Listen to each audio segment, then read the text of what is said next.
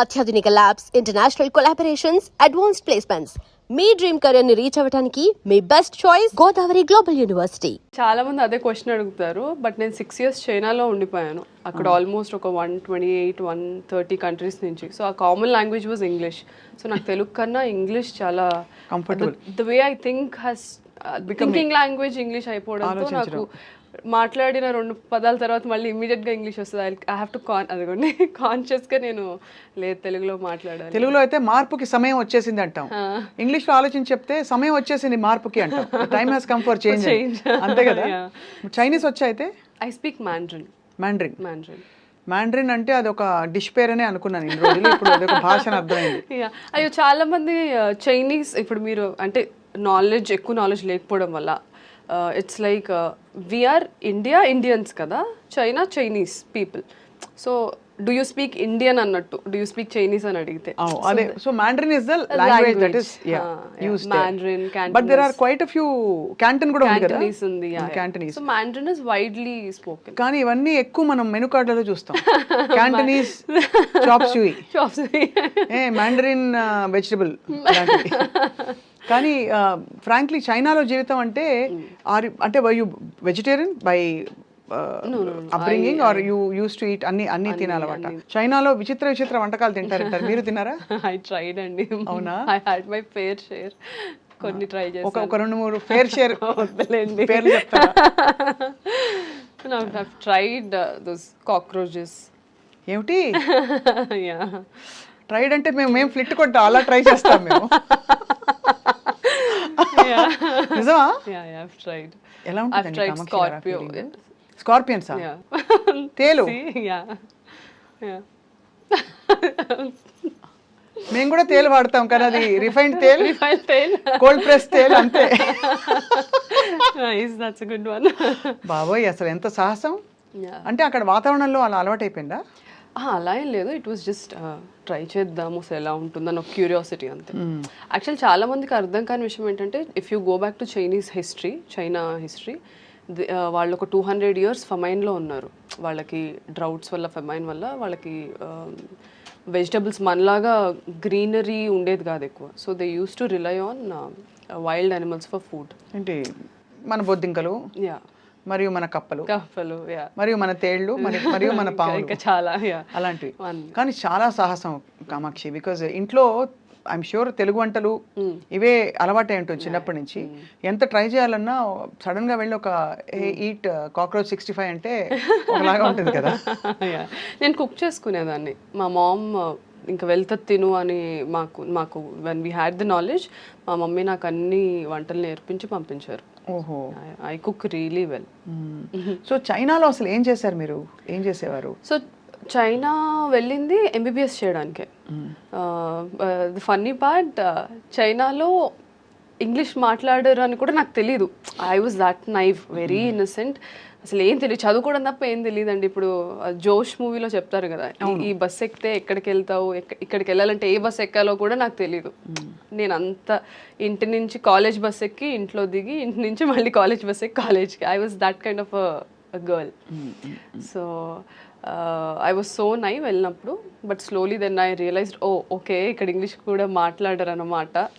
I have to learn Mandarin. మాకు first year నుంచి Mandarin మనకు లాంగ్వేజ్ ఉండేది along with the medical subjects. And they very particular about their language. ఎందుకంటే తర్వాత మేము ఇంటర్న్షిప్ చేసేటప్పుడు టీచర్స్కి, ఫ్యాకల్టీకి ఇంగ్లీష్ వచ్చు, బట్ పేషెంట్స్కి రాదు కదా. అవునవును. So we have to be very well versed. So 5 years అక్కడే చదువుకున్నాను, 1 year ఇంటర్న్షిప్ అక్కడే చేశాను. సో అమ్మ నేర్పిన వంటలతో అక్కడ రకరకాల ఎలా దొరుకుతాయండి ఇవన్నీ? లైవ్గా దొరుకుతాయా బొద్దింకలు? లైవ్ కాదు, దే యూస్ టు హావ్ అంటే రెక్కలు తీసేసి క్లినిక్ స్టేషన్ దగ్గర తీసిస్తారు. ఒకనొక రోజు మీరు వెళ్ళారు అలా మాల్కి, అదే గ్రోసరీ షాప్కి వెళ్ళి అక్కడ లోటస్ స్టెమ్స్, బ్యాంబూ షూట్స్ వాటన్నిటితో పాటు సరే why don't we try this అని ట్రై చేశారు. How was the feeling? అంటే ఐ వుడ్ వియర్డ్, అదంటే good kind of weird. I was curious అండి. I'm a traveller, I travel a lot. So నేను ఎక్కడ ఫుడ్ అయినా అక్కడ ట్రై చేస్తూ ఉంటాను. I know it is not, food is also part of our culture కదా. మనం ఒక కల్చర్కి అలవాటు పడ్డాం, మన టేస్ట్ బడ్స్ ఒక కల్చర్కి అలవాటు పడ్డాయి. So it is different. So అదే మొత్తానికి అంటే నేను ఇవన్నీ ప్రోబ్ చేయడానికి బొద్దింక మీద ఇంట్రెస్ట్ కాదండి, మీ అడ్వెంచరస్ స్పిరిట్ ఒకటి, రెండోది మీరు ఎంత how much do you explore, and ఒక కొత్త కంట్రీకి వెళ్ళి భాష నేర్చుకోవడం, అక్కడ అవన్నీ అలవాటు చేసుకోవడం, అందరు పచ్చడి సీసాలు పొళ్ళు నువ్వుల పొడి కూడా ప్యాక్ చేసేవాళ్ళు చాలా. బట్ అవి 1 year అంతా ఉండవు కదా. అంటే నేను ఒకసారి 2 years ఒకసారి వచ్చేదాన్ని. సో అలా మొత్తానికి అక్కడ చేసి 1 year ఇంటర్న్షిప్ చేసుకుంటూ బ్యూటీ పాజెంట్ ఎప్పుడు స్టార్ట్ అయింది మీ అన్వేషణ?